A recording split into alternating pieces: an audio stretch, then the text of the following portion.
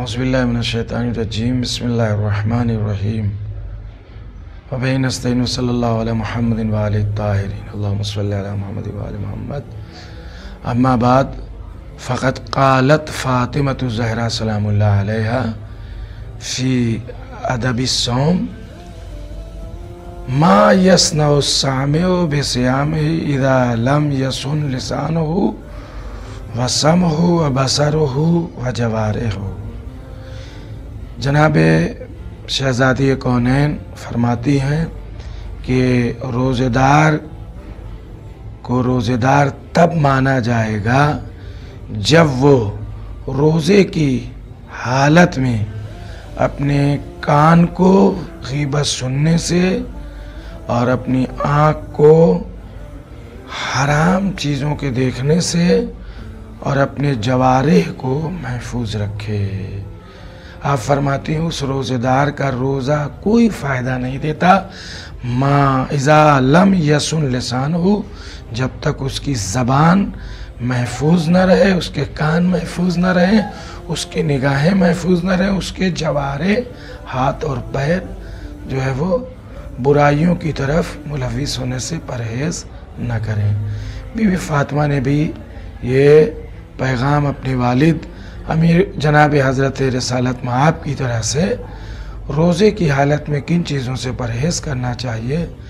और क्या चीज़ें, सिर्फ़ जो है वो भूख और प्यास का नाम रोज़ा नहीं है, बल्कि किन किन चीज़ों को रोज़ेदार बनाओ और अगर वो रोज़ेदार नहीं है तो फिर तुम्हारे रोज़े कोई फ़ायदा नहीं। इसी तरह से मोहम्मद इब्न मुस्लिम जो शागिर्द हैं और रावी हैं इमाम जाफ़र सादिक़ अलैहिस्सलाम के शागिर्द हैं, उनके ज़माने में आपके पढ़े लिखे आदमी आपके शागिर्दों में हैं। वो फरमाते हैं क़ाल अबू अब्दुल्लाह अलैहिस्सलाम इज़ा सुमता फल यसुम समोका। वो फरमाते हैं मोहम्मद इब्न मुस्लिम की मैंने इमाम जाफ़र सादिक़ अलैहिस्सलाम को ये इरशाद फरमाते हुए सुना। आप फरमाते हैं कि जब तुम रोज़ा रखो तो चाहिए कि फल यसुम समओ का व बसरों का व शारों का व जिल्दों का व अद्ददा अशिया गैर हाज़ा। कहते जब तुम रोज़ा रखो तो रोज़ा रहें तुम्हारे कान समओ का व बसरों का और तुम्हारी आँखें व शारों का और तुम्हारा शऊर, और या ये है कि तुम्हारे बाल भी रोज़ा रहें,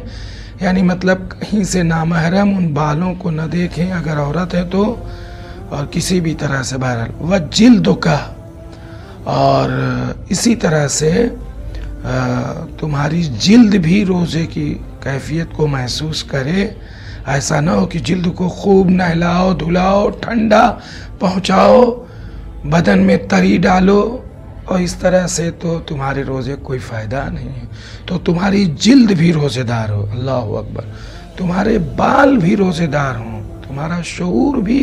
दोनों माना किया जा सकता है, लेकिन चूँकि यहाँ के ऊपर लफ्ज़ शार फ़हरिस्त में जवारे और आज़ा के साथ आया है तो इसका मतलब शार बमाने जिस्म का बाल ही, तुम्हारा रोया भी कह सकते हैं कि रोज़ेदार होना चाहिए, तुम्हारी जिल्द रोज़ेदार रहना चाहिए। अगर औरत है तो तुम्हारे बाल भी जो है वो नज़र नहीं आना चाहिए रोज़े की हालत में किसी नामहरम के लिए। वअद्ददा अशिया गैर हाज़ा, इनके अलावा भी बहुत सी चीज़ों को इमाम ने गिनाया कि जब रोज़ेदार रोज़ा रहे तो उन तमाम चीज़ों को रोज़े में होना चाहिए। का मतलब ये है कि परहेज़ और उन चीज़ों से उनको रुकना चाहिए जिससे अल्लाह ने मना किया जो हराम है। वक़ाल ला यकूनु सौम का यौम फित्र का, और कहते हैं तुम्हारा रोज़ा ऐसे रोज़ा नहीं होना चाहिए जैसे कि तुम जब रोज़ा नहीं रहते हो तो आज़ाद रहते हो, जो भी चाहते हो करते हो, इसलिए कि फिर रोज़े का कोई फ़ायदा नहीं है। और शायद ये इमाम इसलिए भी फरमा रहे हों, हराम तो हर ज़माने में हराम होता है, कि ये इसलिए फरमा रहे हैं इमाम कि इस ज़माने में जैसे कुरान का ज़्यादा सवाब है वैसे जिस्म का, कान का, आँख का, बाल का, रोए का भी एहतराम है तो तुमसे उसका मुआखज़ा है आम ज़माने की बनिस्बत इस ज़माने में। ठीक है, रमज़ान के ज़माने में जिस तरह ज़्यादा सवाब दिया जाता है कि रोज़े के बदले में अल्लाह ने कहा मैं बदला हूँ उसका, या ये है कि हदीस में है कि रोज़ा रखने वाला शख्स को खुदावंद आलम कहता है इमाम फरमाते हैं इमाम सादिक़ अलैहिस्सलाम कि फ़यदख़ुलुहुल्लाहु बिल जन्ना,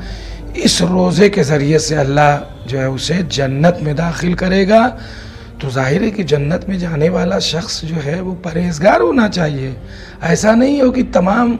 आम दिनों की तरीक़े से जैसे जो भी हो, ये बड़ी परहेज़गारी का ज़माना है, क्योंकि कुरान की भी आयत है लअल्लकुम तत्तक़ून। इसका मतलब ये कि हर लिहाज से खौफ खुदा